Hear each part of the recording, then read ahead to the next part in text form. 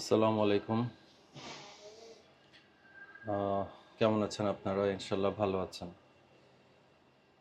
মানুষের রাগের একটা বহিঃপ্রকাশ হতে পারে।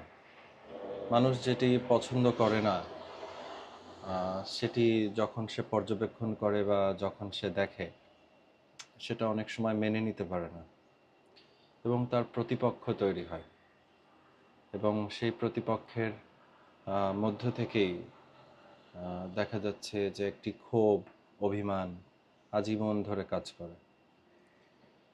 তো সেটি না হোক, সেটি আশা রাখি। সম্প্রতি একটি বিষয় খুবই দুঃখিত করেছে, কষ্ট দিয়েছে। এটা জানতে পেরে যে আমাদের যিনি বড় ভাই আছেন, কৌশিক ভাই বা মাশরাফি, আপনারা যাকে চিনেন, তার বাবা একটা ইন্টারভিউতে বলেছেন যে মাশরাফি এটা বলেছিলেন যে তিনি যখন মরে যাবেন বা তিনি যখন মৃত্যুবরণ করবেন, তার লাশ যেন নড়াইলের মাটিতে না যায়। তো তিনি কোনো একটি ঘটনার পরিপ্রেক্ষিতে কথাটি বলেছেন, সেটা মোটামুটি আমরা সবাই জানি যে 5ই অগস্টের দিনে তার বাসায় যে হামলাটি হয়, তার বাসা পুড়িয়ে দেয়া এবং বাসার মানুষকে ঘরছাড়া করার যে বিষয়টি থাকে, সেই বিষয়ের পরিপ্রেক্ষিতে উনি এটা হয়তোবা বলেছেন। এটাই রাজনীতির কনসিকুয়েন্স। রাজনীতি জিনিসটাই এতটাই মানে অনেক সময় জঘন্য হয়ে ওঠে যে একটি ভালো মানুষকেও অনেক সময় সাধারণের থেকে দূরে ঠেলে দেয় এবং যে মানুষগুলো আপন ছিল সে মানুষগুলো এক সময় পর হয়ে যায়। তার একটি সমস্যা আমরা দেখতে পারি যে শিক্ষার্থী বা সাধারণ জনগণ যখন বিপদগ্রস্ত ছিল তিনি তখন নিশ্চুপ ছিলেন। এ থেকেই অন্যান্য যারা আমরা দেখি যে যে মানুষগুলা সে সময় অ্যাফেক্টেড ছিল সেই মানুষগুলা সাধারণত তার প্রতি একটা মন খারাপের জায়গা রেখেছে এবং সেখানেও তিনি পরবর্তীতে দুঃখ প্রকাশ করেছিলেন এবং তার অপারগতা প্রমাণ করেছিল তার বিবৃতিতে, যখন তিনি বলেছিলেন যে তিনি কিছুই করতে পারতেন না বা কিছু করার মতো অবস্থা ছিল না। তো তার এটা আমার মনে হয়েছে যে দুঃখ প্রকাশের একটা মানে পরবর্তীতে তিনি যেটা বলতে চেয়েছেন কিছুটা হয়তো বা বলেছেন এবং সেটি সবসময় পক্ষপাতিত্বের কারণে আমরা সিদ্ধান্ত নিতে পারি না। এটা একটা আমাদের সমস্যা। আর এই মোমেন্টে দেখা যাচ্ছে আপনি যেখানে ধরেন আমি এই মোমেন্টে মাশরাফি নিয়ে কথা বলছি, এখন আমি আই উড বি ট্যাগড এবং I was tagged before, but I hadn't any association with any political parties.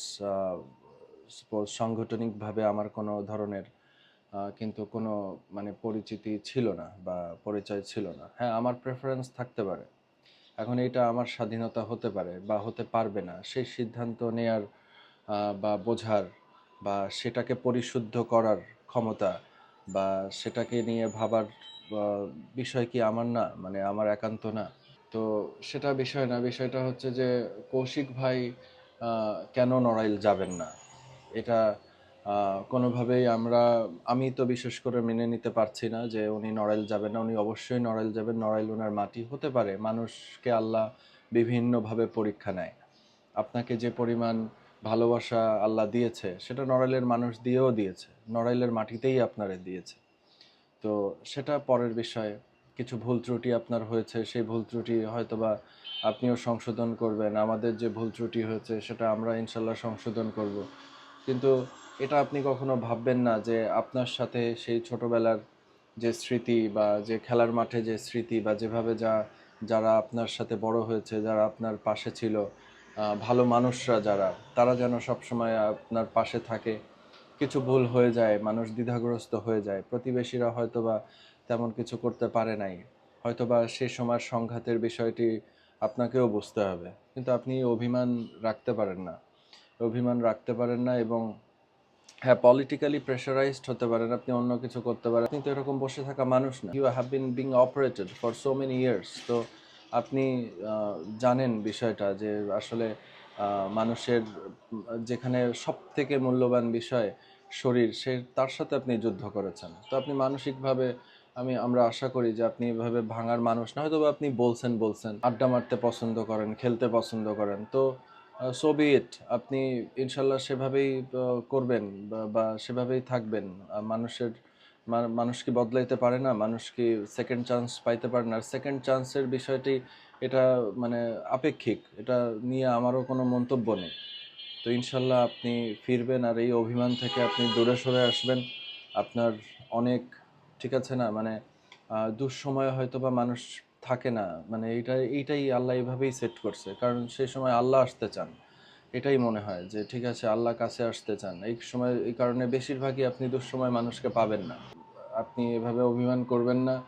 আর রাজনীতির ওপরে আপনি, কথা আমি আপনাকে আগেও বলছিলাম যে ভাই, you could be the legend Imran Khan, তারপরেও তার অবস্থাটা দেখেন এখন কি অবস্থা। আবার আমি পাকিস্তানি না হয়ে যাই এই কথাটা বলে। তো যাই হোক, আপনি সুস্থ থাকবেন, ভালো থাকবেন এই কামনা রাখি। আর সবাই, নড়াইলের মানুষ যারা আপনাকে অপছন্দ করে, তারাও মনে মনে আপনাকে কোনো না কোনোভাবে পছন্দ করে। যারা আপনার ডিসাইপলস থাকবে, আপনার যারা উত্তরসূরি থাকবে, তাদেরকে ভালো একটা ক্রিকেট, ভালো একটা নলেজ দিয়ে যান, এই আশা রাখি। সবাইকে ধন্যবাদ। আসসালামু আলাইকুম।